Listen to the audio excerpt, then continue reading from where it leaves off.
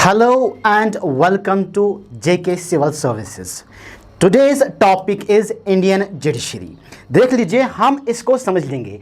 Indian judiciary, यहाँ पे दो वर्ड्स है, इंडिया और जुडिशरी। इंडिया जो है हमारे देश का नाम है एंड जुडिशरी का मतलब क्या है? जुडिशरी का मतलब है it is a system of courts which interpret and apply laws. मतलब यहाँ पे बहुत सारे कोर्ट्स हैं हमारे इंडिया में जो लॉ को, कौन से लॉज जो बनाते हैं लेजिस्लेचर और इंप्लीमेंट करते हैं फिर कौन, एग्जीक्यूटिव, और उनको interpret and apply ground level पे देखते हैं हमारी जुडिशरी। ठीक है, जो हमारी जुडिशरी है ये इंटीग्रेटेड है। क्या है? इंटीग्रेटेड है। इंटीग्रेटेड का मतलब क्या होता है ये समझेंगे हम इस थ्रू फ्लोचार्ट से। कैसे कि हमारे यहां पे जुडिशरी में सबसे टॉप मोस्ट है सुप्रीम कोर्ट ऑफ इंडिया, यानी कि इसको हम एक और वर्ड से कहते हैं, एक नाम से कहते हैं एपेक्स कोर्ट। इसे क्या कहते हैं हम?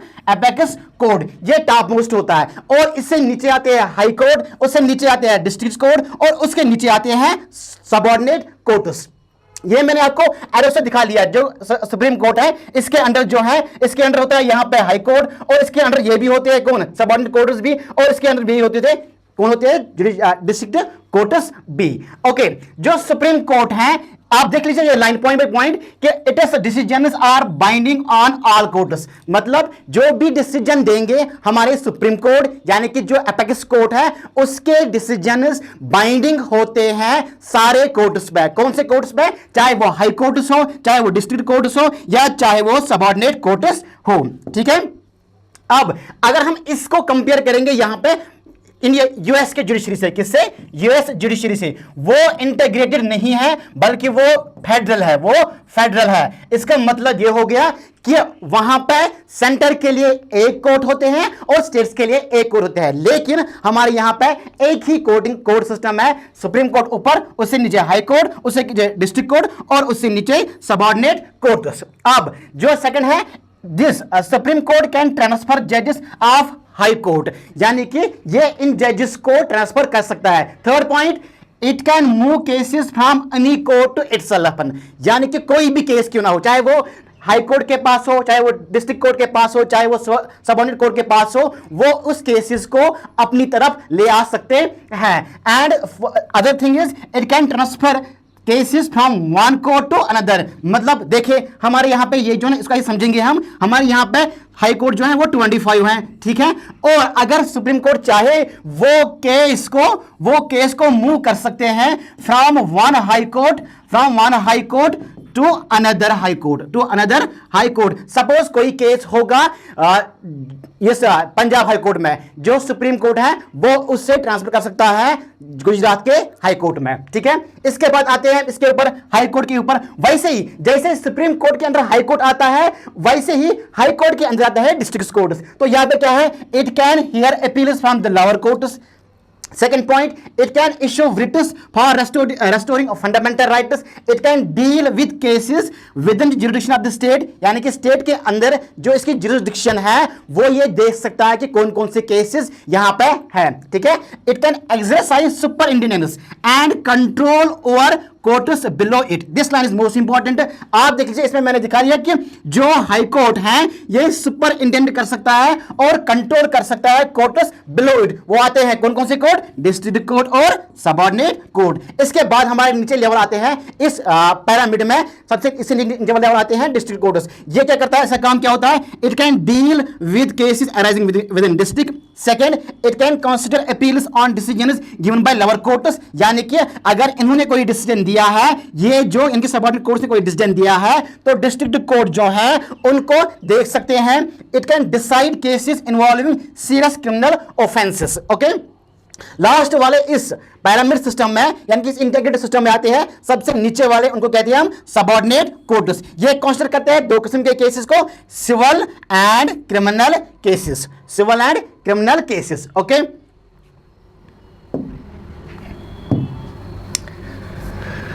अब देखिए मैंने आपको बताया कि what does we mean integrated judicial system. In simple words, integrated का मतलब होता है जब टॉप में होगा सुप्रीम कोर्ट, उससे नीचे हाई कोर्ट, उससे नीचे डिस्ट्रिक्ट कोर्ट और उससे नीचे सबऑर्डिनेट कोर्ट्स। अब आते हैं हम सबसे पहले मेन टॉपिक पे, वो है हमारा सुप्रीम कोर्ट के ऊपर, ठीक है, क्योंकि हमने कहा ना इंटीग्रेटेड सिस्टम में हमारा टॉप जो है वो है सुप्रीम कोर्ट। अब सुप्रीम कोर्ट में हमें क्या क्या पढ़ना है वो देख लीजिए। हमें इसमें पढ़ना है, सुप्रीम कोर्ट में हमें पढ़ना है ये, इसके अंदर हम 5 टॉपिक्स पढ़ेंगे। First one is introduction of supreme court, मतलब सुप्रीम कोर्ट क्या है इसके इंट्रोडक्शन देंगे। उसके बाद composition and appointment of supreme court जजेस, मतलब कि जो हमारा सुप्रीम कोर्ट है इसमें कितने जजेस होते हैं, उनको अपॉइंट कैसे किया जाता है। टेन्योर एंड रिमूवल, वो कितने देर पे वहां पे काम करते हैं, कितने टाइम पीरियड पे वहां पे काम करते हैं और उनको रिमूव कैसे करते हैं। इंडिपेंडेंस, कि जो हमारी जुडिशियल सिस्टम है यानी कि स्पेशली सुप्रीम कोर्ट जो है वो इंडिपेंडेंट है, लेकिन कैसे है वो देंगे इसमें। और last but not the least, jurisdiction of supreme court, in other words जो ज्यूरिसडिक्शन ये जो सुप्रीम कोर्ट है इसके कौन कौन से पावर्स हैं या कौन कौन से फंक्शंस है। You can also write down here powers of supreme court और ज्यूरिसडिक्शन ऑफ सुप्रीम कोर्ट और फंक्शंस ऑफ सुप्रीम कोर्ट। चलिए आते हैं पहले पॉइंट पे, पहले टॉपिक पे, that is introduction. Introduction, the supreme court of India was inaugurated on 28 जनवरी 1950। जो हमारा सुप्रीम कोर्ट है उसको इनॉग्रेट किया गया, उसको लागू किया गया है 1950 में। यहां पे एक और पॉइंट है, वो ये है जो हमारा सुप्रीम कोर्ट है, जो सुप्रीम कोर्ट है वो बना दिया गया था on the base of act 1935 में ही उसको बना दिया गया था, ठीक है। सेकंड पॉइंट, इस सुप्रीम कोर्ट के बारे में हमारे यहां पे कॉन्स्टिट्यूशन में आर्टिकल 124 टू 147 डील करते हैं, जो हमारे यहां पे पार्ट 5 ऑफ इंडियन कॉन्स्टिट्यूशन में पाए जाते हैं।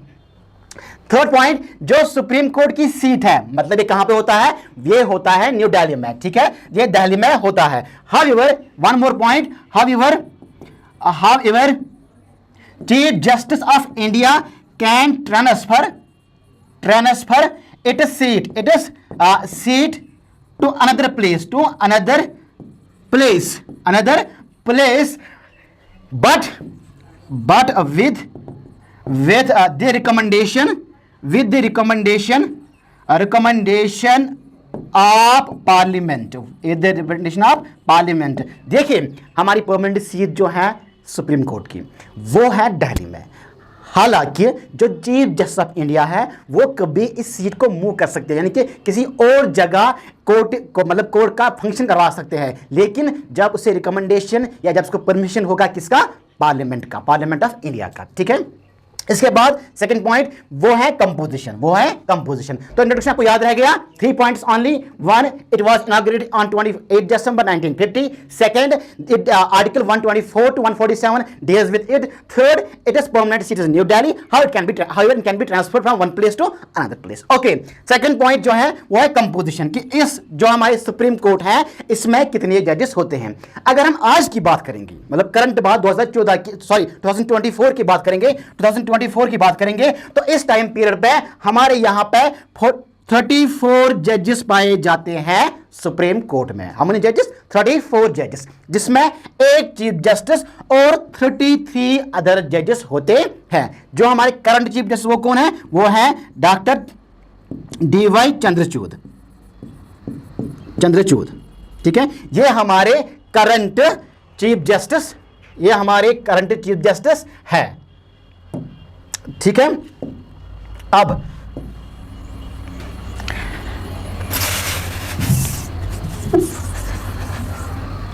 ठीक है, और सेकंड पॉइंट कंपोजिशन में, लेकिन ओरिजिनली हमारे पास खाली 8 जजेस थे, जिसमें एक चीफ जस्टिस और बाकी जजेस। तो कंपोजिशन में 2 पॉइंट्स याद रखना है, एक कि हमारे यहां पे करंटली 34 जजेस होते हैं, एक चीफ जस्टिस और 33 जजेस अदर जजेस।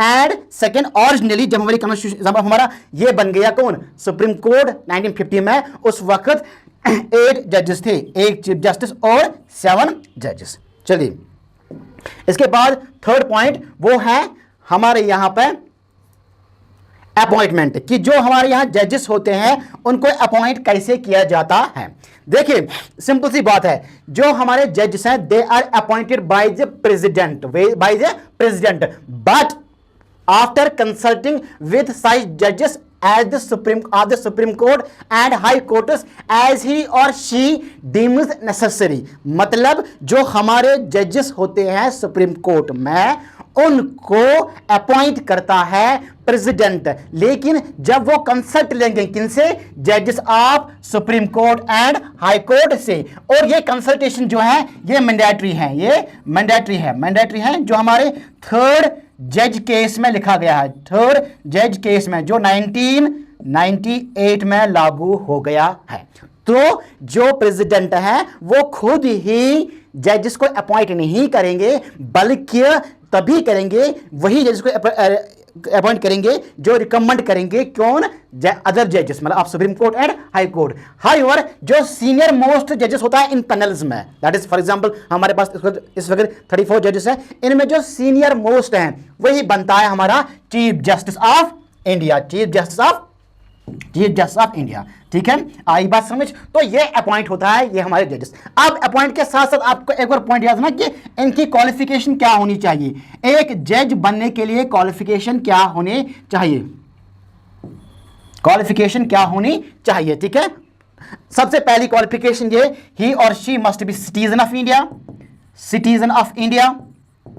सेकेंड क्वालिफिकेशन वो ये होनी चाहिए कि ही और शी मस्ट बी जज of high court for 5 years और advocate for 10 years। Third, he or she must be a qualified jurist in the eyes of president। ये 3 क्वालिफिकेशंस हैं। सेकंड टेन्योर कि ये कितने देर तक काम करते हैं। अपॉइंटमेंट समझ में आ गया, ठीक है, क्वालिफिकेशन समझ में आ गई। अब टेन्योर मतलब ये कितने साल तक काम कर सकते हैं हमारे यहाँ पे सुप्रीम कोर्ट में। उनकी जो एज है, ही कैन होल्ड और she can hold office till 65 years of age, मतलब 65 years ऑफ एज तक वो रह सकते हैं यहाँ पे। Second, they can resign by writing to the president. जो हमारे जजेस होते हैं सुप्रीम कोर्ट में, चाहे वो जजेस हो या चीफ जस्टिस हो, वो रिजाइन कर सकते हैं, लेकिन कैसे? By writing to the president of India. Third, they can be removed by president on the recommendation of the parliament. ये बात आपको दिमाग में रखनी है कि जो जजेस हैं इनको निकाल सकते हैं, ठीक है, कौन? प्रेसिडेंट, लेकिन कब? जब उसे रिकमेंड करेगा पार्लियामेंट। अब पार्लियामेंट कैसे रिकमेंड करेंगे वो देखेंगे। देखिए इसमें क्या होता है,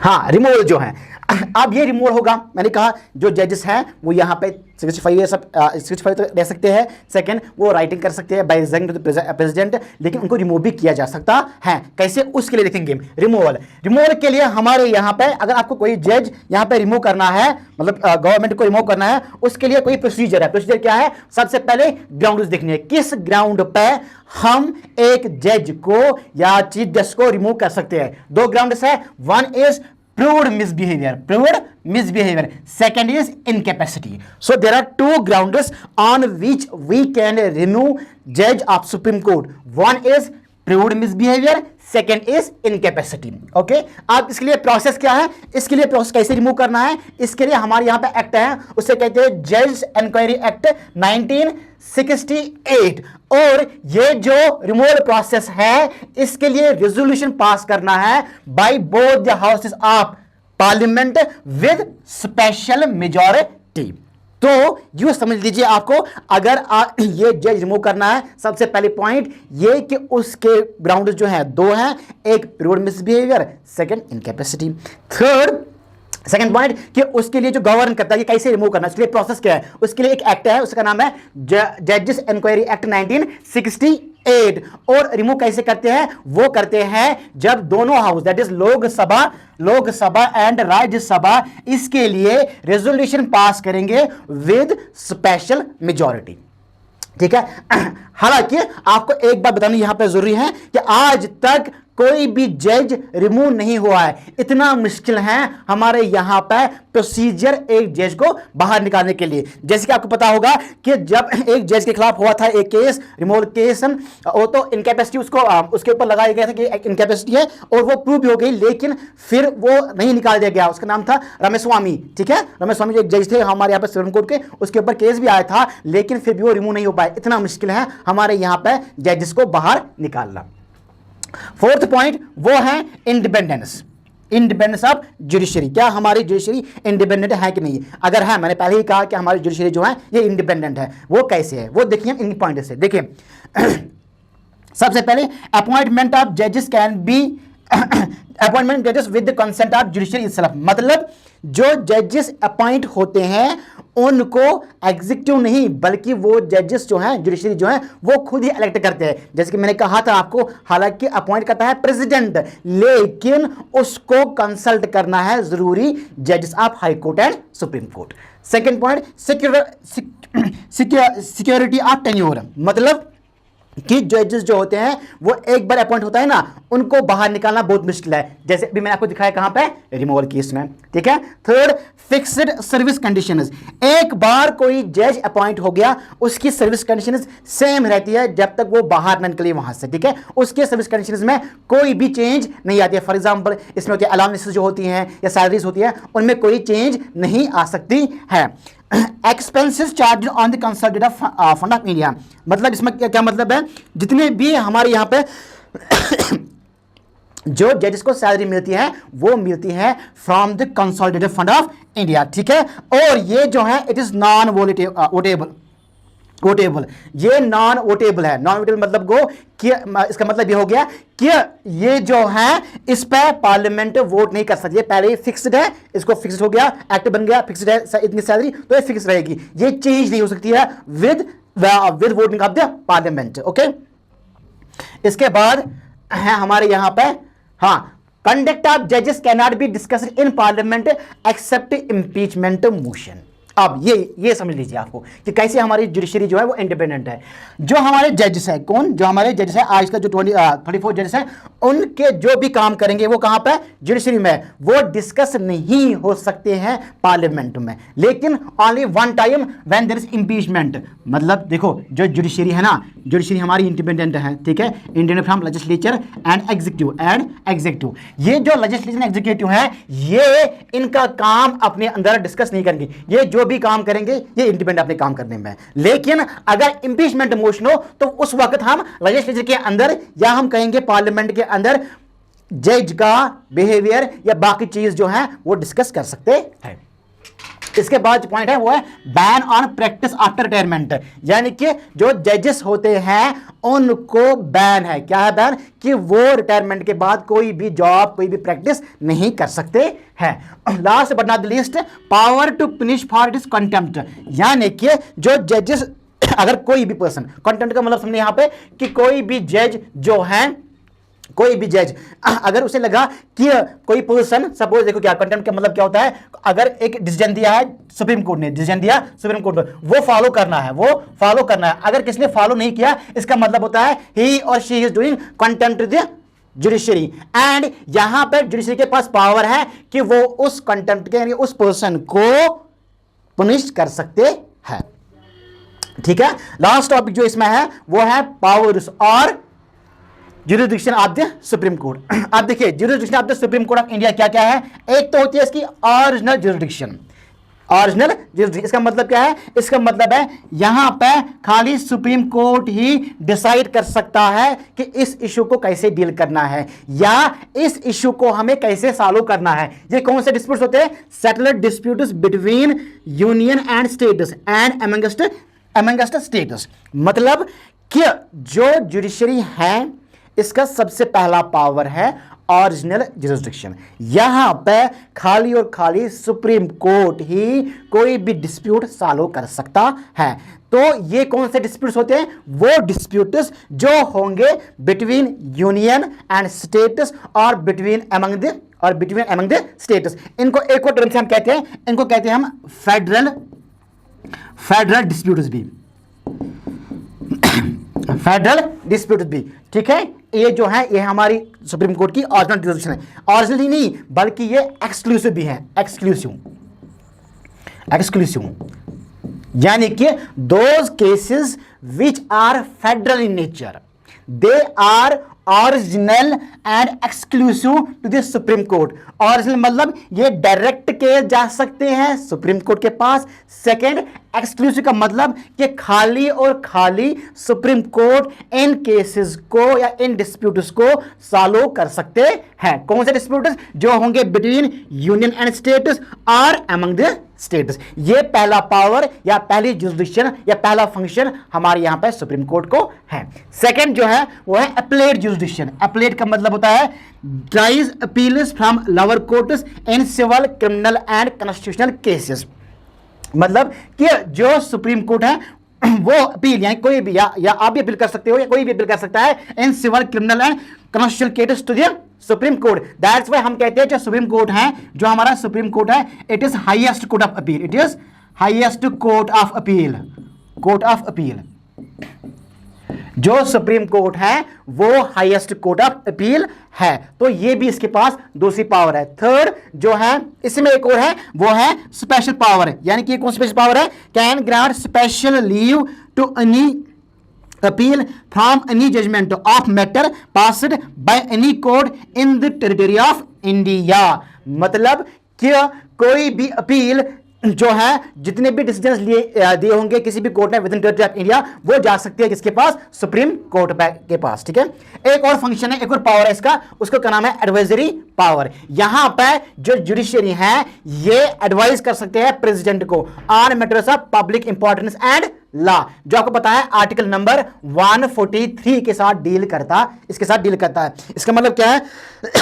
जो जुडिशियरी है वो अपने यानी कि एडवाइस कर सकते हैं प्रेसिडेंट को on public importance and law के साथ, यानी कि जो भी हमारे यहाँ पे पब्लिक इंपॉर्टेंस के बारे में डिसीजन लेना होगा किसी प्रेसिडेंट को, वहां पे वो एडवाइस ले सकते हैं किसके? सुप्रीम कोर्ट के। एक और पावर है इसके पास, writs। writs का मतलब क्या? यानी कि can issue writs of habeas corpus, mandamus, certiorari, quo warranto to protect the fundamental rights of the individuals और सिटीजंस ऑफ इंडिया। मतलब कि जो हमारे सुप्रीम कोर्ट हैं ये इश्यू कर सकते हैं writs। कौन कौन से?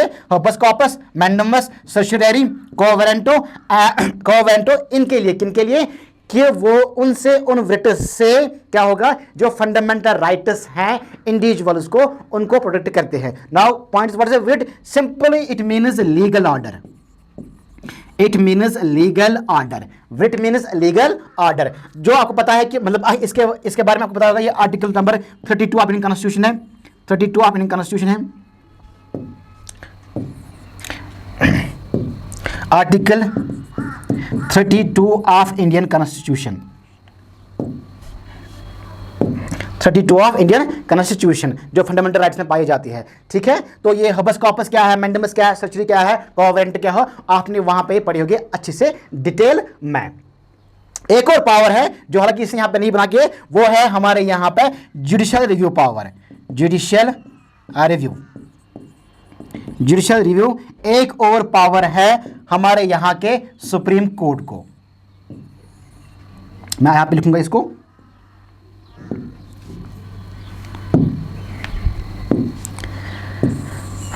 जुडिशियल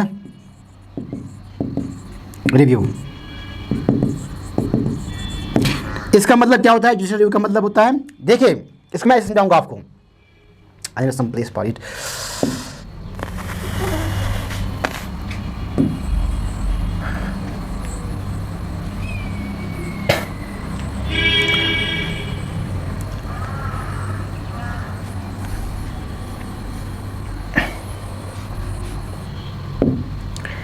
एक और पावर है हमारे यहाँ पे जुडिशियल रिव्यू। ठीक है, देखिए इसको ऐसे समझना आपको। हमारे यहाँ को आपको पता है कि जो हमारी गवर्नमेंट है उसके पास 3 ऑर्गन्स होते हैं। कौन कौन से होते हैं? हमारे यहाँ पे लेजिस्लेचर, हमारे यहाँ पे एग्जीक्यूटिव और हमारे यहाँ पे है जुडिशरी। हमारे यहाँ पे जुडिशरी है। आपको पता ही है कि लेजिस्लेचर का काम होता है लॉ बनाना, एग्जीक्यूटिव का काम होता है इंप्लीमेंट करना लॉ, और जुडिशरी का काम होता है कि उन लॉ को इंटरप्रेट करना। ठीक है, अब अगर लेजिस्लेचर ने कोई लॉ बनाया, जो इंप्लीमेंट करेगा कौन? एग्जीक्यूटिव। और वो जो लॉ होगा, सपोज वो लॉ होगा अगेंस्ट कॉन्स्टिट्यूशन और अगेंस्ट कॉन्स्टिट्यूशन और विद इन द और outside the bindings of the constitution, तो सॉरी ऐसे कहेंगे हम कि जो लॉ बनाएंगे लेजिस्लेचर या एग्जीक्यूटिव से अप्लाई करेंगे, और वो जो लॉ होगा वो होगा outside the jurisdiction of constitution, या वो होगा अपोजिट द फंडामेंटल राइट्स, तो यहां पे सुप्रीम कोर्ट आकर उस लॉ को नल एंड वॉइड करा देंगे, नल एंड वॉइड करार देंगे। This is called judicial review. मतलब simple words, in simple words, अगर कोई लॉ बनाएगा, लेजिस्लेचर इंप्लीमेंट करेगा, कौन? एग्जीक्यूटिव, और वो जो लॉ होगा वो होगा अगेंस्ट कॉन्स्टिट्यूशन और अगेंस्ट फंडामेंटल राइट्स, तो उस वक्त सुप्रीम कोर्ट के पास पावर्स हैं कि वो इस लॉ को नल एंड वॉइड करा देगा, मतलब ये कुछ नहीं है, ठीक है, मतलब इसको हटा देगा। ये एक और पावर इसका, एक और तो these were the powers of supreme court. एक और पावर है इसका, वो है कोर्ट ऑफ रिकॉर्ड्स से कहते हैं, court of records, court of records. इसका मतलब क्या होता है कि सुप्रीम कोर्ट जो भी जजमेंट देगा वो रहता है एक प्रेसिडेंस, यानी कि एक रिकॉर्ड की तरफ, और आगे जो भी डिसीजन होंगे वो उस डिसीजन को मद्देनजर रख के होते हैं। जैसे कि आपको पता है कि 1973 में एक फेमस केस होगा था, उसका नाम था केशवानंद भारती केस। तो उसमें सुप्रीम कोर्ट ने एक नई डॉक्ट्रिन बनाई थी जिसका नाम था कौन? Basic structure doctrine, basic structure doctrine, ठीक है। इस बेसिक स्ट्रक्चर डॉक्ट्राइन के बेस पे, बेसिक स्ट्रक्चर डॉक्ट्राइन जो है, या इसके बेस पे आज बेसिक स्ट्रक्चर डॉक्ट्राइन, इसके बेस पे आज बहुत सारे डिसीजंस लिए जाते हैं। That's why we also called it court of records. These were the powers और फंक्शंस और jurisdiction of the supreme court. कौन कौन से हैं? सिंपल मैम करेंगे। सबसे पहले original jurisdiction, second court of records, third judiciary, fourth advisory judiciary, fifth writs and sixth court of appellate jurisdiction. Okay, let us conclude this topic. Conclusion में हम देखेंगे जो इंडिया की जुडिशरी है ये इंडिपेंडेंट एंड इंटीग्रेटेड है। Independent कैसे है इसके बारे में मैंने आपको बता दिया, इंटीग्रेटेड कैसे है इसको मैंने आपको स्टार्ट में ही बता दिया। और जब ये हमारे सुप्रीम कोर्ट को बना दिया गया था उस वक्त हमारे यहाँ के एक कॉन्स्टिट्यूशन असेंबली के मेंबर थे कृष्ण स्वामी अय्यर, उसने कहा था जो सुप्रीम कोर्ट ऑफ इंडिया है it is more powerful then the supreme court of USA based on the powers of supreme court, powers of supreme court. दस सुप्रीम कोर्ट जो है हमारे यहां पे सबसे पावरफुल इंस्टीट्यूट माना जाता है। थैंक्स।